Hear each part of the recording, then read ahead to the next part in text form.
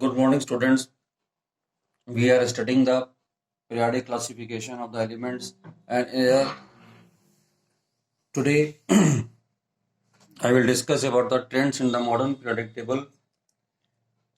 Already we have discussed about the valency part, where I have told you that when we move in a group from top to bottom, then we see valence electrons.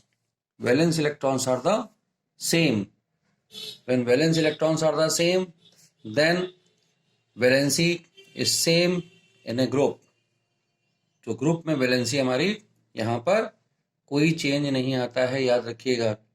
When we move in a period, जब हम period में left से right जाते हैं तो उस समय जो वैलेंसी है हमारी वो शुरुआत में बढ़ती है 1 से 4 तक, उसके बाद में डिक्रीज होती है 3, 2, 1, 0 और लास्ट में वो 0, यानी कि जो हमारा नोबल गैसेस हैं या 18 ग्रुप के जो एलिमेंट्स हैं वहाँ पर ऑक्टेट कंप्लीट है, इसलिए वहाँ पर वैलेंसी 0 हो जाती है.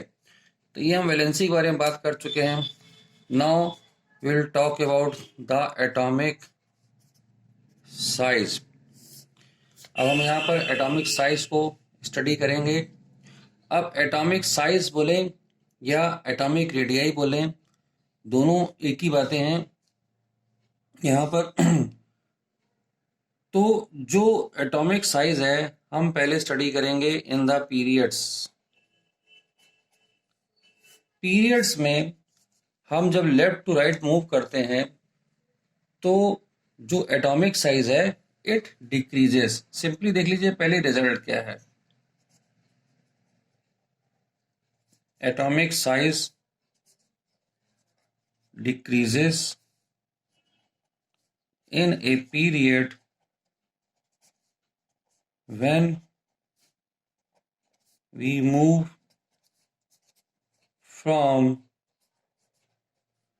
left to right या across the period की हम अगर बात करें तो यहां पर हमने आपसे 2 फैक्टर्स डिस्कस किए हैं पिछली क्लास में, और वो दोनों फैक्टर जो हैं, एक फैक्टर है फोर्स जो कि लग रहा है, ये फैक्टर मैंने आपसे डिस्कस किया था फोर्स से रिलेटेड, जिसमें कि हमने देखा था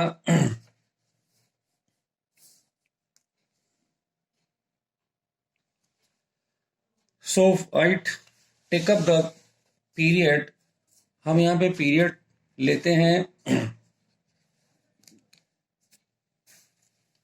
सोडियम,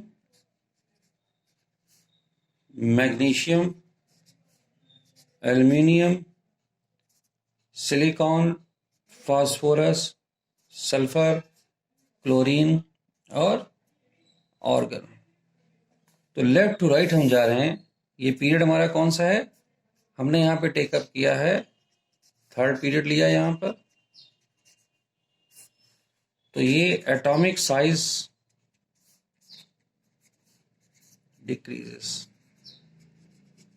यहां पर.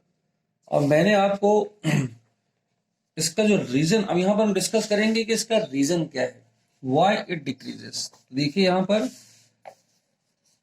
हमने आपसे डिस्कस किया था लास्ट क्लास में कि जब हम लेफ्ट से राइट जाते हैं तो क्या होता है, न्यूक्लियर चार्ज तो हमारा बढ़ता है, लेकिन जो वैलेंस इलेक्ट्रॉन्स हैं वो भी बढ़ रहे हैं यहाँ पर. तो यहाँ देखिए सोडियम के केस में क्या था, 11 प्रोटॉन है यहाँ पर जो कि पॉजिटिव चार्ज रखते हैं. बाहर यहाँ पर आउटर शेल में इसके पास में 1 इलेक्ट्रॉन है. फिर हम जब आगे बढ़ते हैं तो यहाँ मैग्नीशियम में 12 प्रोटॉन हो जाते हैं और आउटर शेल में इलेक्ट्रॉन 2 हो जाते हैं. लाइकवाइज हम आगे बढ़ते चले जा रहे हैं. क्लोरीन के केस में 17 प्रोटॉन है यहाँ पर और यहाँ पर आउटर शेल में 7 इलेक्ट्रॉन हो जाते हैं. तो हमको यहाँ पर ये डिस्कस करना होता है कि फोर्स हमने फोर्स को डिस्कस किया था आपके साथ में कि फोर्स डायरेक्टली प्रोपोर्शनल होता है charges of the nucleus and charge of the electron, ये हम बात कर चुके थे। तो यहां पर ये फोर्स बढ़ता चला जाता है। ये Q1 चार्ज हमने लिया था, जो टोटल चार्ज प्रेजेंट है न्यूक्लियस में, और एक इलेक्ट्रॉन, इनके बीच में जो लगने वाला फोर्स है ये ग्रेजुअली इंक्रीज कर रहा है बिकॉज Q1 इज इंक्रीजिंग। तो ये है इसका रीजन। तो रीजन अगर लिखना हो कि ऐसा क्यों हो रहा है, reason of this decrease in size that there is increase in positive charge on nucleus which exerts more and more force on the outermost electron, hence it comes closer to the nucleus। तो यहां पर देखिए ये हमारा nucleus है। अब चाहे हम यहां पर मैग्नीशियम का एग्जांपल ले लें तो 1 2 3, यहां पर 2 8, 2 इलेक्ट्रॉन हमारे पास में है। एक इलेक्ट्रॉन ये ले लेते हैं, एक इलेक्ट्रॉन ये ले लेते हैं। तो न्यूक्लियस यहां पे देखिए जो फोर्स लगाएगा इसको खींचेगा अपनी तरफ, it will pull this electron, इसको भी खींचेगा। ये दोनों फोर्स अलग अलग लगेंगे। तो इसको खींचने से ये क्या हो रहा है, ये इलेक्ट्रॉन यहां पर न्यूक्लियस के पास में आ रहा है। ये हमारा है न्यूक्लियस, ये न्यूक्लियस के पास में आ रहा है। तो न्यूक्लियस के पास में आने से ये जो डिस्टेंस है थर्ड सेल का, न्यूक्लियस और थर्ड सेल के बीच का डिस्टेंस डिक्रीज करता चला जाएगा। अब यहां पर अगर हम ये हमने लिया है मैग्नीशियम का केस, ये है जो हमने केस लिया है, ये मैग्नीशियम का केस लिया है, ठीक है। अब हम यहां पर अगर हम क्लोरीन को ले लें तो क्लोरीन में क्या है, 17 हमारे पास में है प्रोटॉन, शेल्स सेम है, शेल्स सेम है। यहां पर इलेक्ट्रॉन्स यहां पर आउटर शेल में जो है यहां पर 7 इलेक्ट्रॉन है, इसके अंदर ऐसे कई सारे। तो ये जो फोर्स है ये देखिए बढ़ गया। यहां पे जो फोर्स हमने क्या कहा, directly proportional charge on the nucleus dot charge on the electron, ऐसे कह सकते हैं यहां पर। तो ये Qn जो है हमारा, ये न्यूक्लियस के चार्ज को रिप्रेजेंट कर रहा है। ये जैसे जैसे हम आगे बढ़ रहे हैं लेफ्ट से राइट में, ये चार्ज हमारा इंक्रीज कर रहा है। इस चार्ज के इंक्रीज करने की वजह से ये फोर्स बढ़ रहा है।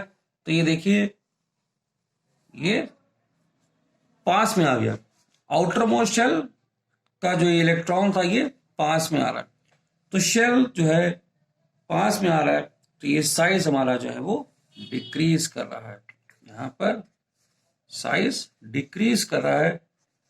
जो मैंने आपको एक कम दिखाया, मैग्नीशियम से क्लोरीन तक जाते जाते ये पास में आ गया। तो that is a decrease in size when we move in a period. Okay, अब हम स्टडी करेंगे कि ग्रुप में ये वेरिएशन कैसे होता है। तो आइए देखते हैं। हम कंसीडर करते हैं यहां पर ग्रुप नंबर 1 सॉरी, तो इसकी स्टार्टिंग कहां से है, hydrogen, lithium, sodium, potassium, rubidium, caesium और फ्रांसियम। तो हाइड्रोजन का जो कॉन्फ़िगरेशन है 1 इलेक्ट्रॉन इसके आउटर मोस्ट शेल में है। लिथियम में 2 1, यहां पर सोडियम में 2 8 1 2 8 8 1 2 8 18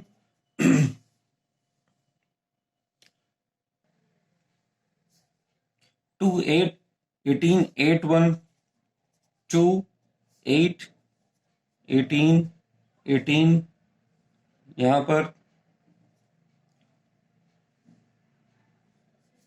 1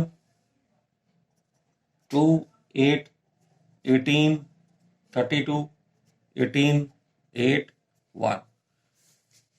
तो यहां देखिए क्या हो रहा है, जब हम ग्रुप में नीचे जा रहे हैं तो शेल्स हमारे जो हैं, अगर मैं यहां लिखूं नंबर ऑफ शेल्स, शेल्स हमारे जो हैं कितने हैं, हाइड्रोजन में 1 शेल, यहां पर 2 शेल, फिर 3 शेल हो गए, 4 हो गए, 5 6 और 7, 7 शेल्स यहां पर हमको मिल रहे हैं। तो इसका तो बहुत ही सिंपल है इसको बताना कि atomic size increases when we move top to bottom in a group. So atomic size increases when we move top to bottom in a group. क्यों? क्योंकि यहां पे हम कह सकते हैं because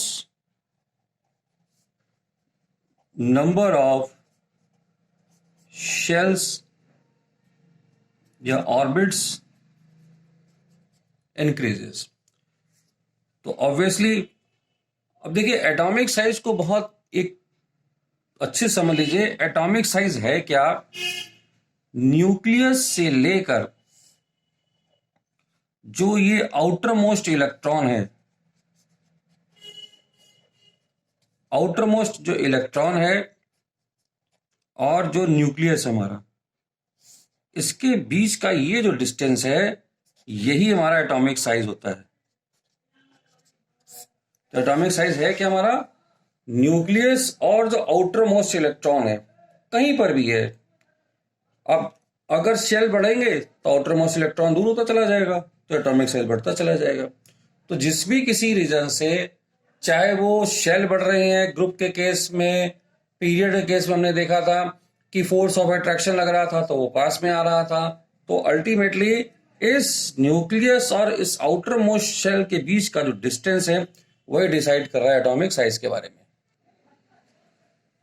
next we are discussing about the metallic and the non metallic character. अब हम पहले जान लें कि मेटेलिक कैरेक्टर कहते किसको हैं, कि मेटेलिक कैरेक्टर हम कैसे बोलें। हम मेटल जानते हैं कि जो है जो सोनरस होते हैं, जिसके वायर बन जाते हैं, ये सब हमारी प्रीवियस नॉलेज है मेटेलिक मेटल्स के बारे में। लेकिन यहाँ पर केमिस्ट्री में हम कहते हैं the tendency of element to lose electron and form positive ions. Positive ions को आप कैटायंस भी बोलते हैं, positive ions. So the tendency of an element to lose electron and form positive ions, ये हमारा है, कह सकते हैं इसको कॉल्ड मेटेलिक कैरेक्टर। तो यहां पर देखिए, तो जो मेटेलिक कैरेक्टर है वो इलेक्ट्रॉन के लूज होने की टेंडेंसी है। जितना ज्यादा लूजनिंग की ये टेंडेंसी बढ़ेगी उतना मेटेलिक कैरेक्टर हमारा बढ़ता चला जाएगा। जितनी ये टेंडेंसी कम होगी उतना मेटेलिक कैरेक्टर हमको कम मिलेगा। अब यहां पर जो एलिमेंट्स इलेक्ट्रॉन को लूज करते हैं, they are also, these elements are also known as electropositive. इनको इलेक्ट्रोपॉजिटिव भी हम लोग बोलते हैं, इन एलिमेंट्स को। और जो सबसे ज्यादा इलेक्ट्रोपॉजिटिव एलिमेंट्स हमारे पास में हैं, वो कौन से? Alkali metals. जो एल्कली मेटल्स हैं, they are highly electropositive. They are highly electropositive. और ये कहां प्रेजेंट है? They are present in the extreme left of the periodic table. They are present in the extreme left of the periodic table, हमने देखा था। और जिसको हम लोग एल्कली मेटल्स बोल रहे हैं, इलेक्ट्रोपॉजिटिव बोल रहे हैं, आप इसको जानते हैं, they are present in group 1। जो ग्रुप 1 है हमारे पास पीरियोडिक टेबल का, उसको हम एल्कली मेटल्स बोलते हैं। तो एल्कली मेटल्स हमारे इलेक्ट्रोपॉजिटिव एलिमेंट्स हैं। अब हम लोग बात करते हैं कि नॉन मेटेलिक कैरेक्टर कौन है। तो इसकी भी डेफिनेशन देख लें। The tendency of an element to accept electron to form, अब यहां देखिएगा था positive ion, form negative ion. Negative ion जिसको कि हम लोग एनायन भी बोलते हैं, इसको नेगेटिव आयन को एनायन is called non-metallic। यहां पर जो है नॉन मेटेलिक कैरेक्टर, इसको नॉन मेटेलिक कैरेक्टर। अच्छा, जैसे हमने यहां बोला इसको इलेक्ट्रोपॉजिटिव, तो ये जो है they are also known as electronegative. Electronegative elements भी कहलाते हैं ये। ओके,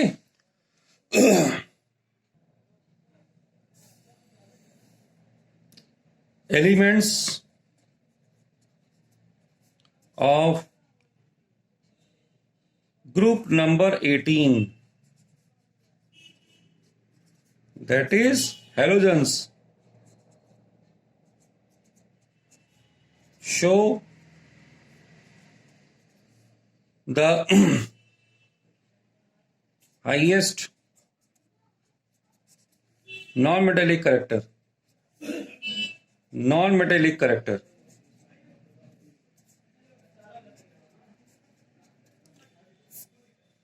अब चलिए फिर से एक बार थर्ड ग्रुप में देखते हैं कि पीरियड्स में कैसा हो रहा है। यहां पर हम देखते हैं variation of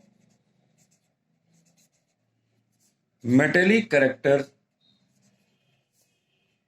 in a period. तो ये मेटेलिक और नॉन मेटेलिक हमको दोनों एक साथ समझ में आ जाएगा कि ये किस तरह से चेंजेस होते हैं। Again I take the third period. हम थर्ड पीरियड को टेकअप करते हैं। Sodium, magnesium, aluminium, silicon, phosphorus, sulphur, chlorine. यहां देखिए जो सोडियम है ये क्या है? ये मेटल है। मैग्नीशियम भी मेटेलिक कैरेक्टर शो करता है, एल्युमिनियम भी मेटेलिक कैरेक्टर शो करता है, और जो सिलिकॉन है ये हमारा है मेटलॉइड,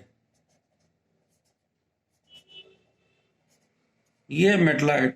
ये दोनों कैरेक्टर शो करता है, मेटेलिक भी और नॉन मेटेलिक भी। और यहां पर ये नॉन मेटल अब यहां से शुरू हो गया, ये भी नॉन मेटल है और ये भी नॉन मेटल है। आइए एक एक करके देखते हैं इन एलिमेंट्स को।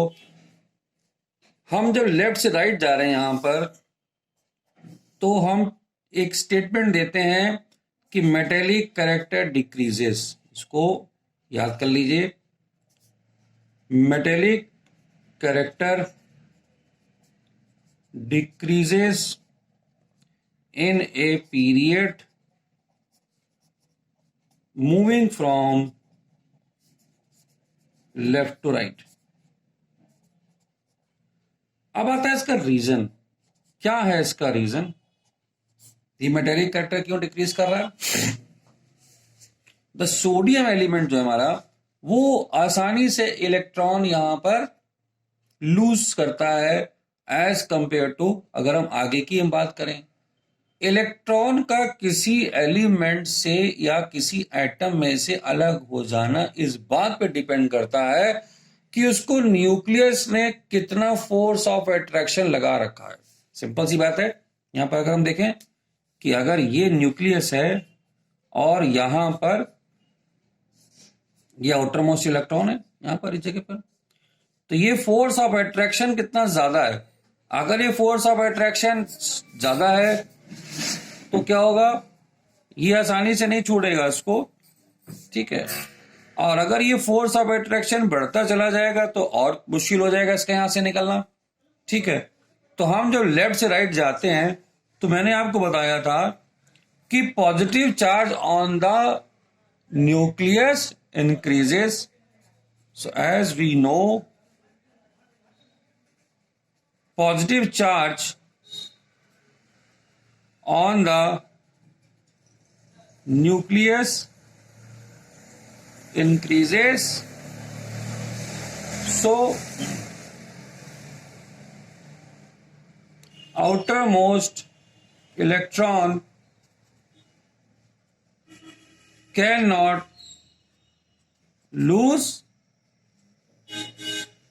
it cannot lose easily.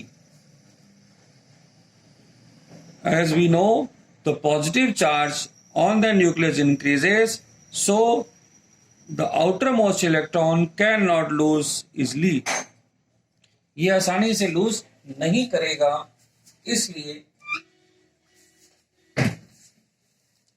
यहां पर मेटेलिक कैरेक्टर हमारा डिक्रीज करता है, क्योंकि ये तो फोर्स बढ़ा रहा है इसके ऊपर, तो फोर्स बढ़ा रहा है जब इसके ऊपर, तो ये जाने ही नहीं देगा इसको आउटरमोस्ट इलेक्ट्रॉन को। तो इसलिए हमारा जो है मेटेलिक कैरेक्टर हमारा जो यहां पर घटने लगता है जैसे जैसे हम यहां पे लेफ्ट से राइट में जाते हैं। This is the reason, okay. तो यहां पर देखिए हमने ग्रुप में वेरिएशन देखा मेटेलिक कैरेक्टर का। हम साथ ही साथ यहीं पर अब देख लेते हैं कि जो नॉन मेटेलिक कैरेक्टर है उसका क्या हो रहा है। तो लेफ्ट से राइट जाने पे मेटेलिक कैरेक्टर हमारा यहां पर डिक्रीज कर रहा है, लेकिन अगर हम नॉन मेटेलिक कैरेक्टर की बात करें तो नॉन मेटेलिक कैरेक्टर इंक्रीज कर रहा है। चलिए दोनों को यहीं पर डिस्कस कर लेते हैं। अब हम देखते हैं वेरिएशन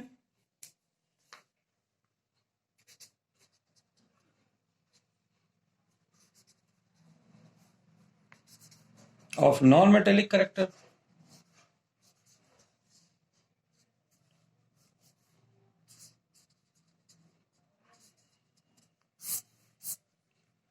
तो सिंपली सेइंग कि हम जब लेफ्ट से राइट जा रहे हैं तो नॉन मेटेलिक कैरेक्टर हमारा यहां पर इंक्रीज कर रहा है।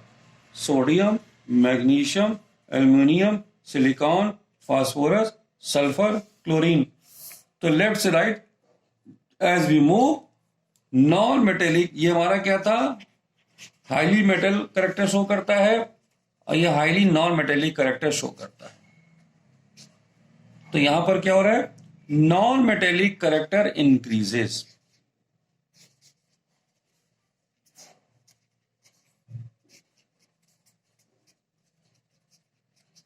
ये इंक्रीज कर रहा है यहां पर लेफ्ट से राइट जाने पे।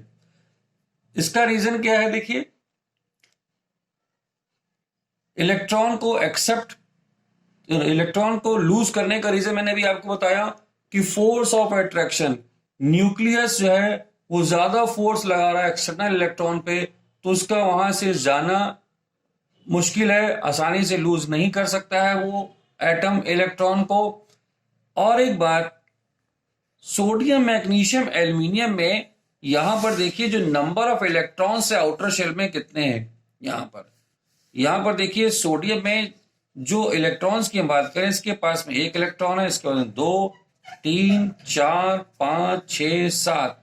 ये क्या है, numbers of electron in outer shell, outermost shell. ये हमारे पास में इलेक्ट्रॉन्स,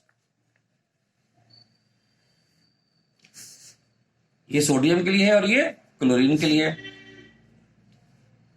तो यहां पर अब हमको ये देखना है कि ये जो भी एलिमेंट है उसका पर्पस है क्या, वो इलेक्ट्रॉन को लूज या गेन कर क्यों रहा है। तो हमने आपको पहले बताया था कि हर एलिमेंट जो है वो इलेक्ट्रॉन की लूजनिंग, गेनिंग, शेयरिंग जो भी करता है वो कंपाउंड बनाने के लिए करता है, स्टेबलाइज होने के लिए करता है, या नोबल गैस जैसा कॉन्फ़िगरेशन बनाने के लिए करता है। उसको अपने आउटर शेल में ऑक्टेट पूरा करना होता है। ठीक है, तो यहां पर अगर हम देखें तो किसी भी एलिमेंट के लिए अगर ऑक्टेट पूरा कर रहे हैं तो एक इलेक्ट्रॉन निकालना ज्यादा आसान है बजाय 5 इलेक्ट्रॉन निकालने के, 6 इलेक्ट्रॉन निकालने के, 7 इलेक्ट्रॉन निकालने के। ये ज्यादा मुश्किल है। तो यहां पर 1 से लेके 3 तक तो जो है इलेक्ट्रॉन इजिली निकल जाते हैं। उसके बाद में जो हमारे एलिमेंट्स हैं ये इलेक्ट्रॉन लेकर अपना ऑक्टेट पूरा करते हैं, ये वाले इलेक्ट्रॉन लेकर अपना ऑक्टेट पूरा करते हैं। और ये जो 4 वाले हैं ज्यादातर शेयरिंग करते हैं इलेक्ट्रॉन्स की। तो ये अब इसके लिए क्लोरीन के लिए ये ज्यादा आसान है कि इलेक्ट्रॉन को ले ले ऑक्टेट पूरा करने के लिए। तो अगर ये इलेक्ट्रॉन को ले लेता है तो इसके पास में अगर ये एक इलेक्ट्रॉन को ऐड करता है तो 8 इलेक्ट्रॉन हो जाएंगे इसके पास में, इसका ऑक्टेट पूरा हो गया। सल्फर अगर 2 इलेक्ट्रॉन ले लेता है तो इसका भी ऑक्टेट पूरा हो जाएगा। लेकिन अगर सोडियम 1 इलेक्ट्रॉन को लूज करता है तो यहां पर इसका कॉन्फ़िगरेशन था 2 8, तो इसका भी ऑक्टेट पूरा हो जाएगा आउटर शेल में। तो यहां पर इन सब के पास में आउटर शेल में 8 इलेक्ट्रॉन इसके भी हो गए, इसके भी हो गए, इसके भी हो गए। लेकिन सोडियम के 8 इलेक्ट्रॉन कैसे बने, इनके इलेक्ट्रॉन, इनका ऑक्टेट पूरा हो रहा है इलेक्ट्रॉन को लूज करने से, जो ज्यादा इजी है। इनका ऑक्टेट पूरा रहा है इलेक्ट्रॉन को एक्सेप्ट करने से, इनके लिए ज्यादा आसान है। तो इसलिए लेफ्ट टू राइट जाने पर हमारा जो है नॉन मेटेलिक करेक्टर जो है ये इंक्रीज हो जाता है, बिकॉज इनकी इलेक्ट्रॉन को गेन करने की टेंडेंसी बढ़ रही है और इजी भी है। एक इलेक्ट्रॉन को लेना ज्यादा आसान है बजाय 7 इलेक्ट्रॉन्स को निकाल कर ऑक्टेट बनाना। ठीक है, तो इस तरह से तो नॉन मेटेलिक करेक्टर हमारा जो है ये बढ़ जाता है किसी। So let us start with the variation of the metallic character in the group। हमने अभी तक बहुत सारे जो है ग्रुप्स कंसीडर किए हैं। 17 ग्रुप हेलोजन की बात कर चुके हैं, फर्स्ट ग्रुप की बात कर चुके हैं, एल्कली मेटल्स की बात कर चुके हैं। अब हम देखते हैं कार्बन फैमिली को, ग्रुप नंबर 14 की बात करते हैं यहाँ पर। तो कार्बन से स्टार्टिंग है, carbon, silicon, germanium, tin and the lead. ये नॉन मेटल है कार्बन। सिलिकॉन मेटलाइट, हम जानते हैं इसको। जर्मेनियम भी मेटलाइट है। टिन और लेड जो है वो मेटल कहे जाते हैं। तो ग्रुप में हम जब ऊपर से नीचे मूव करते हैं तो टॉप वाला क्या है, मेटल है, नॉन मेटल है, और नीचे क्या है, मेटल है। तो हम कहेंगे यहां पर when we move when we move from top to bottom in a group, जो मेटेलिक करेक्टर है वो इंक्रीज कर रहा है. मेटेलिक करेक्टर यहां पर इंक्रीजेस. ठीक है. और जो नॉन मेटेलिक करेक्टर है